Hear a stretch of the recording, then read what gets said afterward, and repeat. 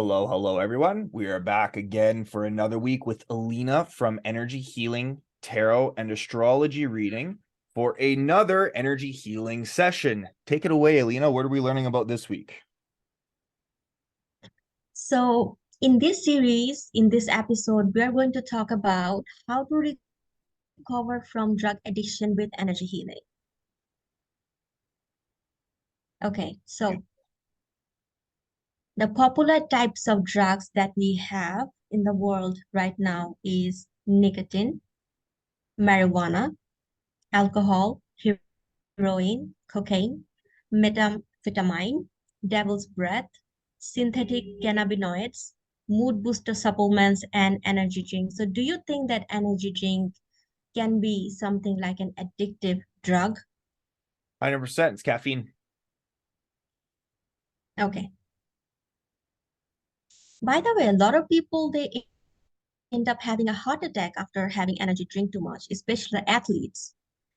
I actually, so years ago, back when I still worked in the oil field, I had a friend who was a foreman in another business who his swamper. So for anybody that doesn't know what a swamper is, it's basically the helper to the foreman of the job. He was 19 or 20 years old and he bought a case of energy drinks, so four of them, and drank all of them before lunchtime and ended up having to get rushed to the hospital because he had a mini cardiac episode. Basically, he had a heart attack at 19 or 20 because of too much caffeine. Definitely. So when you're having that too much, then it makes your heart beat too much. As a result, your heart arteries might blast up and you will have a cardiac arrest. Oh, yeah, it's not a good time. I've been on the receiving end of having too much alcohol or having too much caffeine or stimulants in general or too much pre-workout before the gym and feeling like you're gonna die. Not a fun time. Definitely. So let's try to see the physical harm that drugs cause. So you see the yellow dots. These are like the moderate effects of drugs, like cannabis or cigarettes, marijuana. And on the orange dots, they're like the a bit more severe than cigarettes. Then we have alcohol, and the red ones are the extreme ones, like methadone, heroin, and cocaine. You see, the heroin is the most dangerous drug and Right. has more damaging effects on your health. Yep. So next we have is reason why people take drugs is because of bad influence. Probably you see the teenagers, they have their friends, they would want to be cool, so they try all these street drugs. Like they start with the cigarette, but they start with then they go for marijuana and something even worse.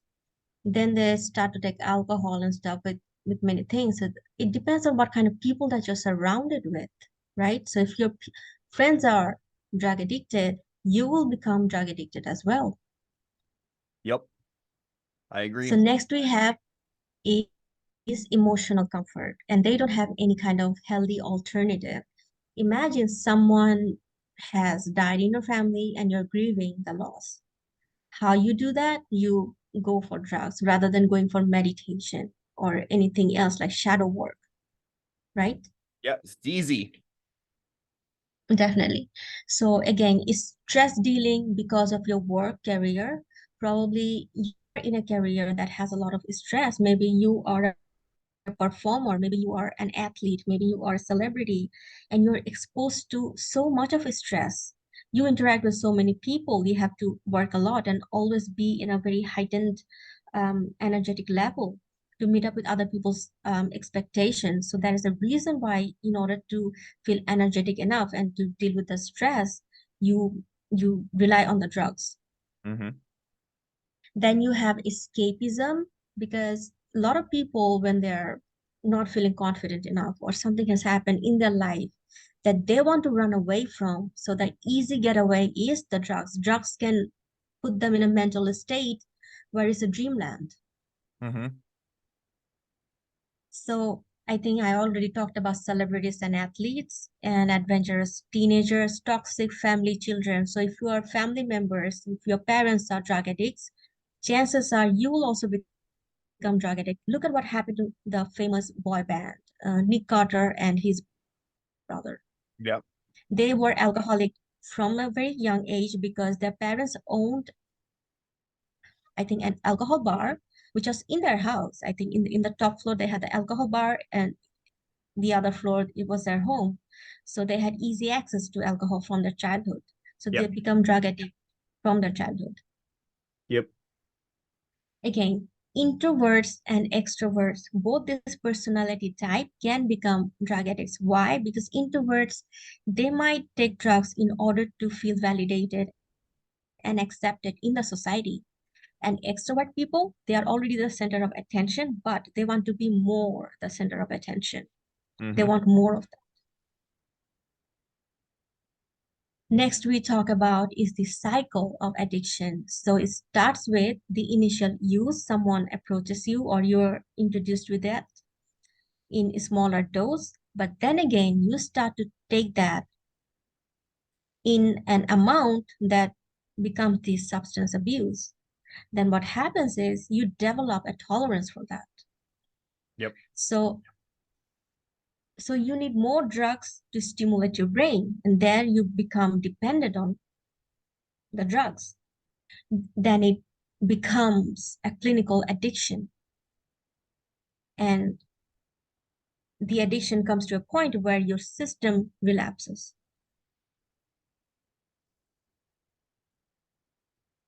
See how the drug damages the brain.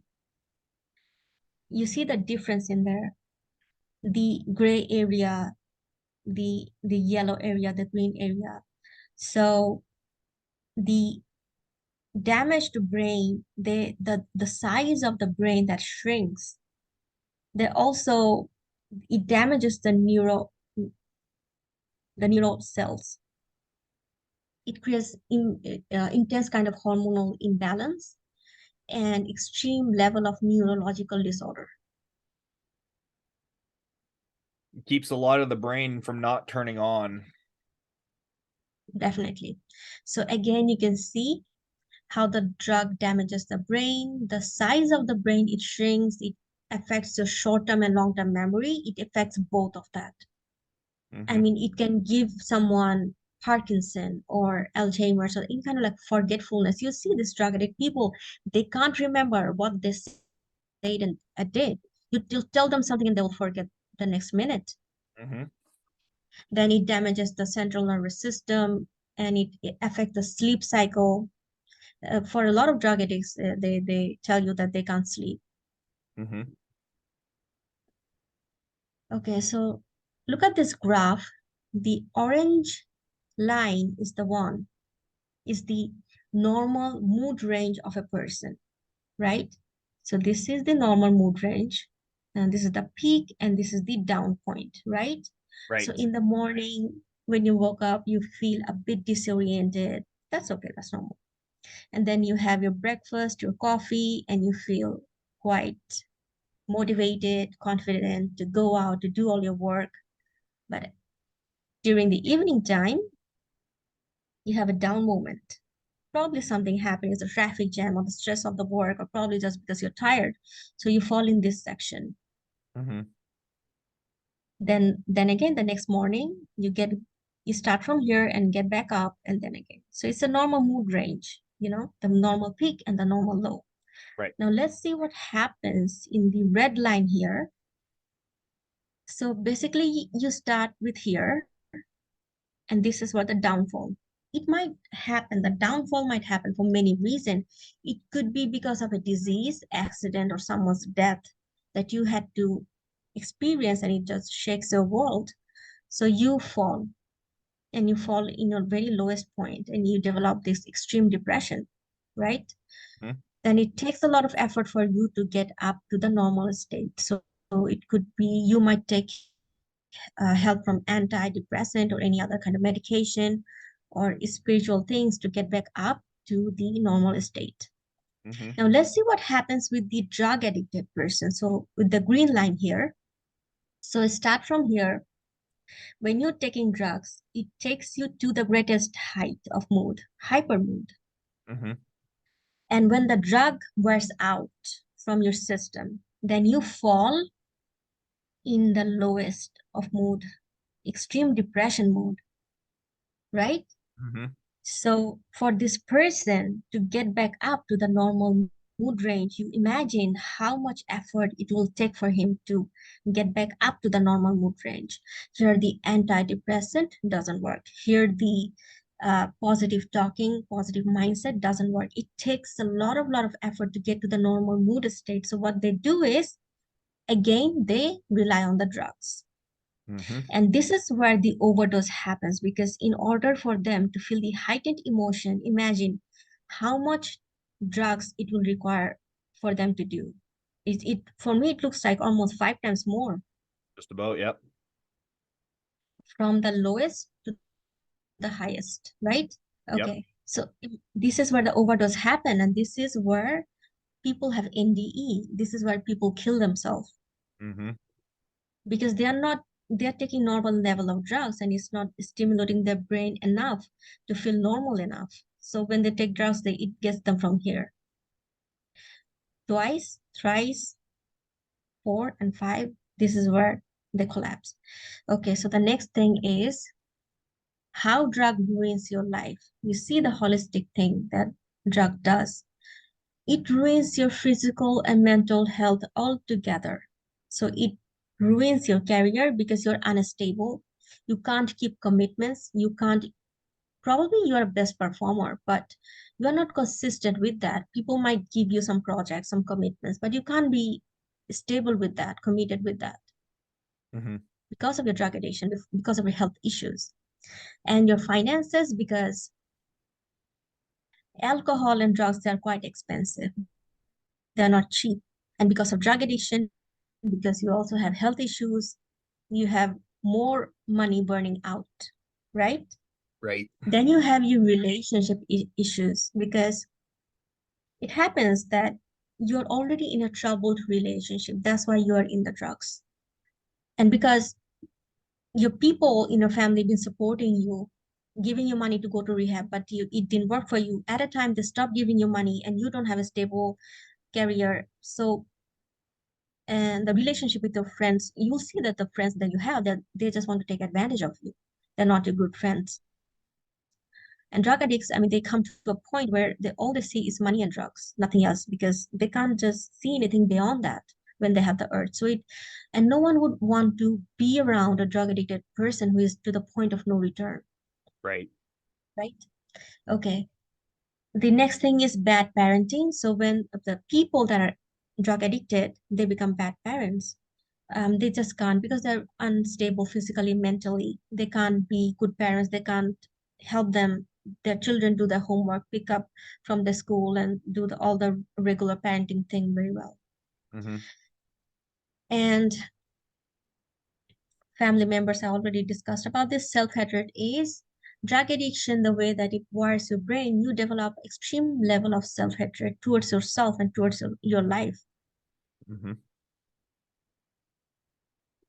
The next thing is the additional diseases with drug addiction. It can give you CPTSD, which I already talked about in a last episode. If you don't know what is CPTSD is, you can go check that episode. It can also give you BPD. BPD is two types. One is bipolar disorder, and another one is borderline personality disorder. Mm-hmm. So when someone is on drugs, an alter ego that kicks in, there's someone else, Yep. right? And also their bipolar disorder also kicks in. They feel emotion in a very extreme way. They're happy, they're too happy. When they're sad, they're too sad. Like I showed you in the graph, the maximum level and the lowest level, right? Right. Of mood. So that's the graph of your BPD. Then again, it can give you depression, it can give you weight loss, it can give you cancer, tumor, it can give you suicidal and self-harm tendency, sleep disorder, weak immunity, organ failure, and a stroke. Next we have is traditional drug rehab facilities. So we have basically two types of rehab facilities around the world, residential and non-residential. So what happens in the residential inpatient rehab centers, they be there for like 3 months or so, and they go through that rehabilitation process where they have combination of CBT, DBT, and other kind of therapies. Mm-hmm. And the other kind of rehab center is there, which they don't have to stay in the rehab the entire time. In fact, they go to the rehab every day for like, and stay there for like 6 hours and then come back home. So in the rehab center, the most common thing that happens is the 12-step detox program, which it is very important and the initial step for all the drug addicts. Then you have the medical supervision, you have focus group therapy, you have individual therapy as well. You have the combination of CBT and DBT. CBT is cognitive behavior therapy. DBT is dialectical behavior therapy. Now, with all these things, you try to um, uh, come to a solution with a co-occurring disorder treatment like the CPTSD, BPD, weight loss, mood disorder, sleep disorder, eating disorder that you have developed because of your drug addiction. And here in the rehab, we also, not we, I mean the rehab facilitators, we have the aftercare support community where you are connected with the community who are going through the similar thing. So you see life after rehab, how it is your career, your relationship, your health. So connecting um, the community, it gives you the motivation to stay out of drugs. Right. Okay, so for those of you who don't know what the 12-step detox program is, here it is. It's a combination of things. It has 12 process. The main thing of this process is accepting your reality that you are a drug addict, you have a problem to solve, and there's nothing to feel guilty about it. You can accept the reality about yourself and go for the healing process. Then have faith that it is no matter in what situation you are, you can heal yourself, and there's a higher power that can take care of you, and to surrender to that and believe in the higher power to change your life. The other thing is to develop willpower, determination, and the ultimate thing is to share the message with others. So a lot of the drug addict people that I have seen, that they feel good when they help others, give them, I mean, be the example for others so others can learn from them. So be there in a community. I think you have seen in a meeting that one by one, each person speaks like, okay, that was my experience. This is how I solved it. If I can do it, then you can too. And to build a kind of brotherhood that here no one judges anyone. There's a acceptance, there's mutual respect, and they just teach each other how to get out of drug addiction. Mm-hmm. The next thing we have is the problems with traditional drug rehab facilities. The one thing that you look at is the cost, because a lot of families that I've seen, a lot of individuals that they want to go to rehab, but they don't have the money because they don't have a stable career. And because all the savings that they had, they have burned it out behind drugs. Mm-hmm. And it could also be that they've been into rehab many times, it didn't work for them, and they don't have any more money to go to rehab another time.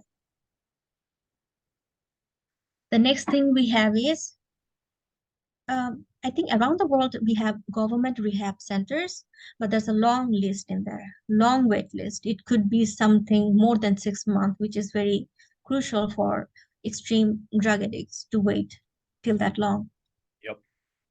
The another problem that they have is many rehab centers they have customized programs, but a lot of the rehabs they have a standard program for everyone, which is not beneficial for people. Mm-hmm. Then your rehab program might be very slow. It might give you slow progress because you might have a condition that is very severe, and the kind of program that they have, it might not be compatible with the kind of growth and healing that you need. Then you'll have withdrawal syndrome, which is very common. We can't really get away with that. Then in some countries, there is no proper rehab for women, especially the country that I live in, there's no rehab for women.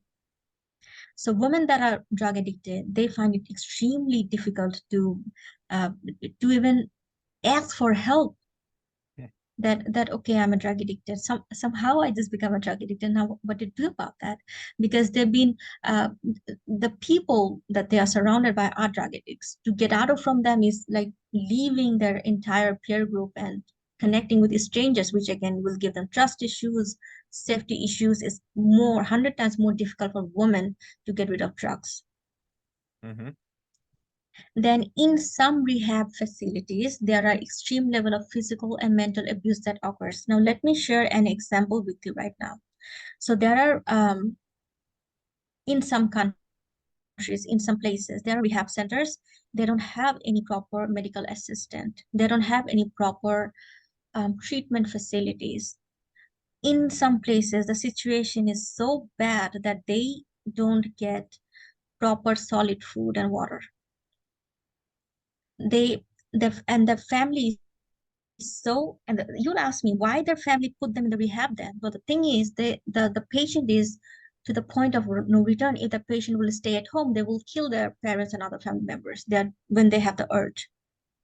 So they was like, okay, either you go to the rehab or you go just get out of the house right now. I just don't want you in the house and let you kill the other family members.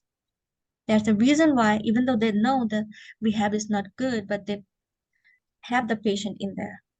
Mm-hmm. The second type of physical and mental abuse that can happen is, you know, that when someone have urge to take drugs, they can't, they go to this kind of attack when they self-harm themselves or they attack others. So in order to prevent that, you need a very sensitive medical assistant. For that, you need proper medication, you need proper, uh, you need confinement, but in a proper way when the patient will not feel violated, right? Right.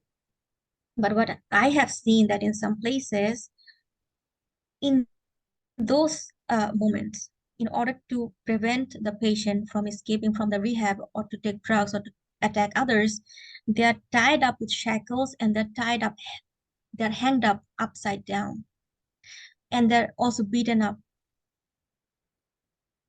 And that is extremely disgusting. I have seen those things in newspaper and on YouTube so many times. So before you go to a rehab, check that, check their reputation, check all the work that they have done. If it's a new rehab, be careful. If it's a kind of rehab that's in a remote place, be careful about that. And in so many rehabs, they say that the patient cannot contact the family members for 3 months or so. Be very careful of that. Probably you will not go visit them every day, but it's good to have them check once a week at least, because it happened a lot that Yeah. our patient and the facilitator, they called up the family members and said, your patient is like too mad, you need more money to buy them more medicine and stuff. And the family members gave them money, and the money wasn't used to serve them, to give any medication or even solid food. They were tortured. And I saw that in my country, that a bunch of these drug addicts, what they did was strategically, they called up the police to rescue them. So the entire rehab center was sued, and it came to the public that rehab centers and this kind of extreme physical, mental abuse, blackmailing, and torture can happen. So before you go to any rehab, be careful about all these things. Quite literally the quality of the rest of your life. It's important to do some homework on the space first. Yeah, definitely. Then the next thing is, many people that I have seen that when they return from the rehab, they might fall for drugs again. So this is the problem with rehab. uh, which I think this is not the problem of the rehab, but I think the rehab failed to touch a part of the patient's life that made him a drug addict. Right. Okay. So the next thing is the lack of spiritual perspective, which I believe is the ultimate solution for drug addiction, because spiritual perspective can highlight areas of your life that you never looked in before. So I'll talk more about this in detail in the next slides. Now let's talk about some of the celebrities with drug addiction and let's try to see how it has ruined their life. So here we have Britney. She died by the age 32, which it was believed that in the morning she suddenly collapsed. And there's a lot of conspiracy whether someone murdered her or not. But the thing is that in the autopsy, um, a lot of drugs were found and it was also that she'd been drug addicted for a very long time and she was in the withdrawal, but she wasn't 100% off the drugs when she died. So I think drug addiction did play a major role in her death. Next we have is Amanda Bynes, which I think is almost like a Britney Spears kind of a situation. She was a child star. She was manipulated by her parents. A lot of times she talked about this in public that her parents were tried to exploit her, tried to make her the celebrity and tried to also drug her and stuff. And I think she's under conservatorship and she's not 100% off the drug, but she's, I think, trying to get off drugs and it has ruined her career. Mm-hmm. Next, we have Lindsay Lohan. I think we all saw and the talk show with Oprah Winfrey as well, like how she was making plans but wasn't really able to keep up with those commitments because of her unstable mood and energy level. And I think she's a good example right now because she's off drugs and she has kind of rebuilt her life. She has a lot of new business projects going on in the Middle East and she's doing good, I think. I actually just saw a movie from it was a most recent Christmas movie that she made. It was decent for a Christmas movie, but she seems to be very healthy compared to where she was. Definitely. Then next we have Eminem. Eminem was, I mean, she was raised by a narcissistic mother who mixed up medication and pills with solid food and gave it to him from his childhood. That's how he became dependent on drugs. Mm-hmm. So, and he was also surrounded by a bunch of people who are drug addicts, and he was also in a profession where he needed to be in a hypervigilant state just to be a good performer. And although he's off drugs right now, but I think a lot of the times many times he said that drugs has a deep impact in his life. And his daughter, I think Haley, is someone who is a very good example because even though her dad was drug addict, he was from her childhood very much careful not to fall for drugs. That's the reason why she's been avoiding going to parties and social gatherings where people would do drugs. Mm-hmm. Next, we have Amy Winehouse. She died by the age 27. She was a cocaine addict, and when she was trying to withdraw from the drugs, then she had a heart attack. Mm-hmm. So I think a lot of the times, not only overdose, I think the withdrawal phase can also give you death. Then we have Kurt Cobain. So he also died by the age 27. What happened was he escaped from the rehab. And because I told you that a lot of the time when someone is in the rehab, they have the urge to take drugs. And if the rehab doesn't have the enough of facility or the arrangement to help the patient fight the urge, the patient would do outrageous things. Look at Kurt Cobain escaped from the rehab. Then he went to his home. Then he wrote the suicide note. He took drugs 3 times more than a normal person would do, and then he shot himself. Mm-hmm.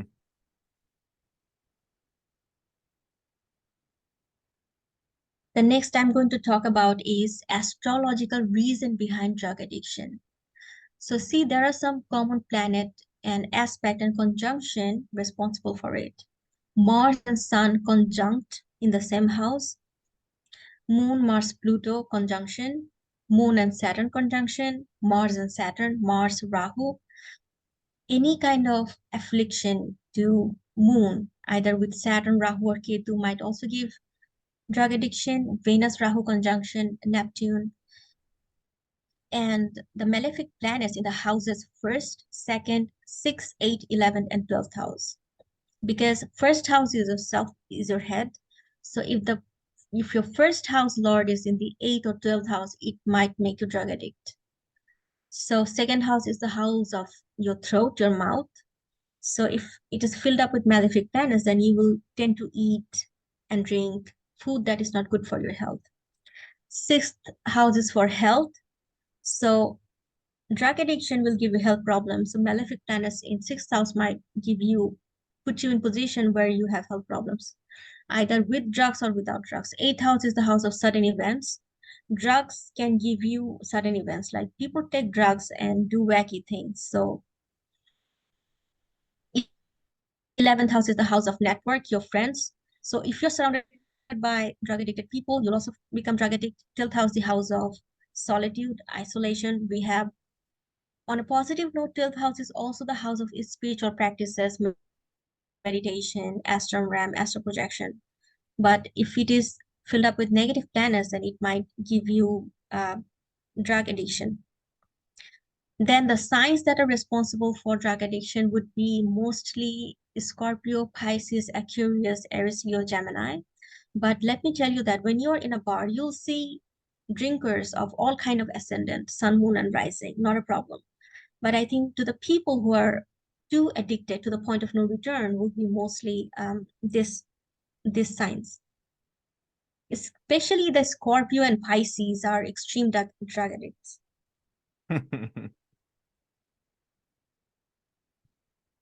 Okay, so now try to see the spiritual reason behind drug addiction. So number one reason could be that you see that in particular lifetime, we choose an archetype to, to experience that. Someone choose to be a musician, a teacher, or a traveler, or a celebrity, or something else, and they chose drug addiction to explore that theme, right? Right. Okay. So the next thing is the soul contract. So they have the soul contract with people that, okay, I'm going to born into a family of drug addicts, and I'm going to have my friends who will introduce me to drug addicts and who get me drugs and stuff. And they have the soul contract in a way, either consciously or unconsciously, but they have made those contracts in the astral realm.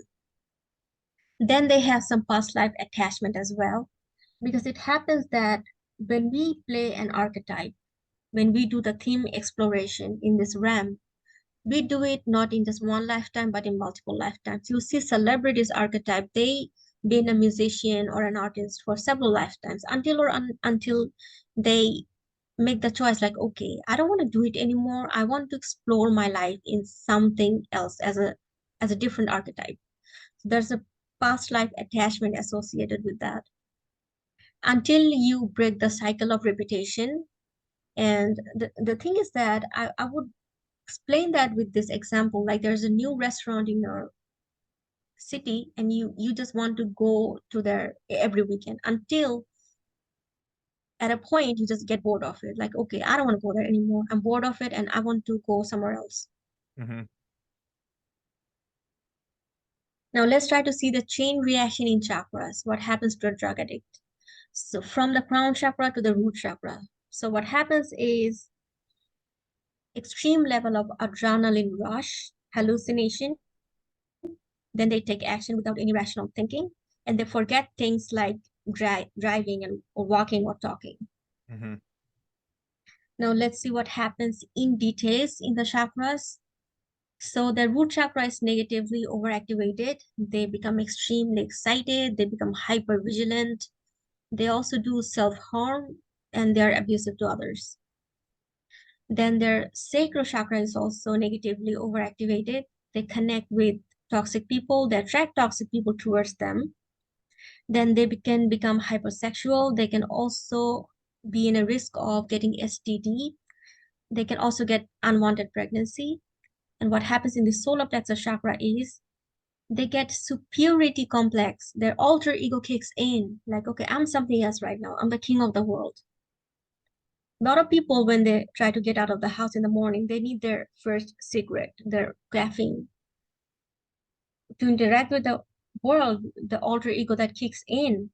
But with these people, it takes that alter ego do something else. I mean, they might become a murderer, a criminal, something else. And then what happens in the heart chakra is they have racing heartbeat. In the throat chakra, what happens is they have trouble speaking. They speak without any thinking. You'll see them, they're cursing, they're talking without any kind of proper logical thinking. And they're drinking excessively. In the crown, in the third eye chakra, what happens is they hallucinate a lot because third eye chakra is the one that help us with our imagination. So when that is stimulated extremely, it gives you imagination that you don't know what is imagination and what is reality. It gives you distorted vision, blurred vision, surreal vision. It gives you excessive dopamine release in your head. Then in your crown chakra, you become hyperactive and your brain is just racing thoughts, racing energy. Then what happens when the drug wears off? What happens in the chakras? Your root chakra will be quite negatively underactivated. You'll become in the freeze mode. So you'll be unable to take action. You'll procrastinate a lot more. You'll feel depression and lethargy. You'll also have panic attacks. And what will happen in your sacral chakra is you'll have hormonal imbalance. You'll have low libido. You will be unable to maintain balance in relationships, and you'll have extreme level of self-hatred. What happens in your solar plexus is you'll have the low self-esteem because your self-esteem was not a genuine natural one. It was generated by drugs and it's not there anymore. And you come back to yourself and you ask yourself, what are you? Nothing. You're a loser. So self-doubt, lack of personal power. What happens in the heart chakra is you have depression, you are unable to feel any kind of emotion, and you have blood pressure problems. Then what happens in your throat chakra is you have unable to express your opinion. You feel like you don't want to talk to people. You can't ask for help. Then you'll have eating disorder. Your mouth will be filled up with bitterness. You'll have heaviness in your tongue. You'll have not enough saliva production in your mouth, and you will have dry coughing. What happens in your third eye chakra is you'll disconnect from the reality, and you will also go through dissociation episodes where you can't associate with your body, with your identity. And then you'll have sleep disorder and mood disorder. Then what happens in the crown chakra is it affects your memory. It also gives you different types of neurological disorder. Okay, now what will happen when you try to take energy healing to heal your drug addiction? What happens in your root chakra? So the blockages will be removed. So you'll be motivated to take action for your personal development and to do the healthy lifestyle. You would be motivated to go to the gym. You'll be motivated to go to the rehab or to talk to people or to go to, to take healthy diets and do all the things that will help you to maintain a healthy lifestyle. You will also get rid of the abusive behavior, not in a way that you're letting it go, but that abusive behavior will fall out of your system. And what will happen to your sacral chakra? You'll restore your hormonal balance. You'll also attract good people towards yourself. You will have your best interest, and you will have a self-acceptance. And then what will happen to your solar plexus chakra is you will develop confidence naturally, and you will have self-esteem without any kind of external validation. Like you need something or to behave like a codependent. You need to have someone telling you that, okay, you're good enough in order to make you feel good enough for yourself. What will happen to your heart chakra is it will bring balance in your cardiovascular function. What will happen in your throat chakra is it will give you healthy eating habits and it will give you good oral health. Then what will happen in your third eye chakra is it will give you good sleep and good mood. And in your crown chakra, it will give you good memory and neurological balance. So you see what will happen when you take energy healing. But first, let's look at that. What happens to the picture right side when someone's aura is, this is the aura of a person who has a lot of disease, right? So there's a lot of dark colors, dull, dark colors in that. And you see the aura of a healthy person who is bright. You have all the colors very vivid, very bright, and the golden shield surrounded by it, right? Right. So in the energy healing process, I will heal your energy body, emotional body, etheric body, and energetic field, because we have 4 layers of body that you can't see. And then I'll also bring balance to all the 4 elements of your body, the fire, water, earth, and air element of your body. So what to expect in my energy healing program? You can expect daily healing twice, one in the morning, one at night, because you people will have sleep disorder, I know. So every day before you go to sleep, you just mention your time, I'll send you healing energy. And then you have call and text support. So anytime you feel like you need to talk to someone, or you have an urge, or you're having the low moment and you feel like you just need to talk to someone, take suggestion, I'm there for you. And the next thing that we do for you is to revoke the negative soul contracts that you have with people, with places, with diseases, with things. So with the people that are drug addicts, with the friends, and also with the things, we're gonna do the cord cutting with them, right? So you will not, I mean, letting go of them will be a lot easier for you after you do the cord cutting. Then we have our spiritual coaching, where we try to find your soul mission. Like, okay, you had this problem, but what is the learning behind this? And to learn from it and to grow from it, and how to do it. And also try to find and solve the root cause of the problem. That what is the problem? Because probably you were abandoned by your parents, or been betrayed by a loved one, or you have a kind of a condition, financial or any other condition, that is to the point of no return, and that made you take the drugs. So you would focus on trying to solve that problem. Otherwise, it might happen that you might fall for drugs again. Then we will also see the after care service. Like, we'll try to see for a drug addiction recovery, life is not the same anymore. Your relationship, your career, money is going to be all different. You can't do the things that you did before you're drug addict. If you're a kind of like a rock star or an athlete or kind of celebrity who are dependent on drugs, you can't be that anymore. Sorry. So you need to accept that about yourself. Probably you would need to find a career for you that is suitable for you, for your energy level and for your mental level, because your mentality and energy level is somewhat different as a recovery from drug addiction, right? Mm-hmm. Then the amount of money that you would want to uh, earn and how to earn that, we'll try to discover other opportunities. In terms of relationship, you will definitely have to let go of your drug addict friends, and you have to build your relationship with positive people. And how to do that, we'll do that with energy healing. We'll call in your soul tribe to support you, and aftercare support is combined of all of these things. And this is the question that a lot of people they ask me is, why to try energy healing for drug addiction recovery, especially for people and the drug addicts who would not want to go to the rehab. So their parents, the family members, will they can call me and say that, okay, this person doesn't want to go to the rehab, so can you do energy healing for this person? Then I can do that. I can talk to their soul and I can do the energy healing for them. So the family members, I mean, the drug addict can't help themselves, but the family members can help them. So they can contact me, come up with a solution. The next thing is lack of involuntary rehab centers.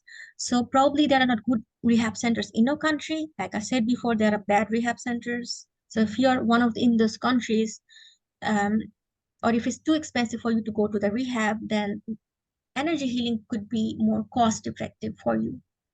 And especially for women, I told you that it's not safe for women to go to rehab. So women can take energy healing. It has great benefits. And a lot of the people who went to rehab and they found out that it's not beneficial for them, so they can go for energy healing and try to see that if that is beneficial for them. And a lot of the other rehab facilities, they don't have proper aftercare support system. I can provide you a support system the way that I can. My approach is a bit different, it's more spiritual. So if that is something that's compatible with you, we can work with that. So do you have any question? Yes, actually. So a lot of people try drugs, but not a lot of people get addicted to drugs. How come? The main reason is that the reason why people be dependent on drugs is because they are trying to solve a problem with the drug. Okay. And the drug doesn't solve that problem. The only thing that it does is it boosts your mood. And the mood boosting is not helping you. Someone's like you are in a relationship with a narcissistic person and you are walking on the eggshell, your brain is triggered all the time, you're always in a hyper vigilant mood or try to get your safety. You feel that if I am hyper vigilant, if I'm on drugs, if I look confident enough, the narcissistic will leave me alone if that's your family member. So they're trying to solve the problem, and in the process they become drug addicts. Like I told you that uh, they develop a tolerance for that. Like this cycle, when the drugs wear off, they fall to this point, and in order to get to the normal state, they need to take 3, 4, 5 times more drugs, and this is where they develop the tolerance dependency, and this is where they overdose. Right. Right. So I think the main reason would be with drug addiction recovery is to solve your actual problem. Like if someone is not confident enough in their own skin, in their own body, with their ethnicity, with their gender, with their education, with their career, with their money, what can this person do to feel confident about themselves, right? Mm-hmm. Is it to look good? Is it to get approval from the family members or people? Is it to uh, excel in the career? Is it to earn a certain amount of money? What is that? Right. That problem will be solved, and only the drug dependency will be solved, I think. Because and another thing, a lot of people, especially people that are athletes and celebrities, they need to be in a hyper, they need to look good all the time. They need to be hyper vigilant. So they take drugs, and in that process, they also fall in this line, low level, and then again they overdose. So they need to get out of the cycle, and they need to find their balance in the natural energy level and be okay with that. Because understand this third dimensional body has a limit and you can't be superhuman. You want to be a good athlete, but you can't achieve something superhuman that's beyond your human capabilities. Okay. Makes sense. So you had made comments, I guess, so it's dependent on where around the world is of the availability and the reliability of rehab. So if somebody is blessed enough to be in a space where they have access to good rehab, can someone do rehab and energy healing together? That will be great. That will be great. Because when they go through the withdrawal phase, it will be less agonizing for them. Gotcha. Gotcha. So you hear that, guys? Good idea if you can do both, to do both. Your energy healing. What can your energy healing do that rehab cannot do? Okay, so we focus on the 360-degree holistic healing that includes your mind, body, soul integration. And like I told you, I'm going to balance your 4 element of your body, the 4 layers of your body, the emotional, the etheric, the energy body, the 4 levels like the fire, water, earth, air element, bring balance in those areas. Also do a lot of emotional healing because the other drug addicts that I see, mostly they are emotional. There's an emotional void that they want to fill up. So if you're emotionally filled up, then you can get rid of drugs very easily. Willpower and determination is very important for drug addicts. So we can help build that up by connecting you with the source, because when you're connected with the source, you will vibrate at the frequency of unconditional love, and you'll get the willpower and determination to get rid of drugs. Then again, we'll look at your astrology, we'll also look at your life purpose, your soul mission, and we'll also see your after recovery life. Because your career, your finances, your relationship is not going to be the same as before. So do not try to assume that your life will be just the way that it was before. If you're someone like a severe addict, so understand that you might go choose a new kind of a career, a new kind of a lifestyle, like Lindsay Lohan did. I mean, she's completely in a different career. She's a businesswoman right now. She's surrounded by people that are not celebrities, and she's surrounded by paparazzi. So it gives her a good life. And you don't have to, I mean, when you do energy healing, the best thing is you don't have to force yourself to let go of it. Your drug addiction would fall off your system. Mm-hmm.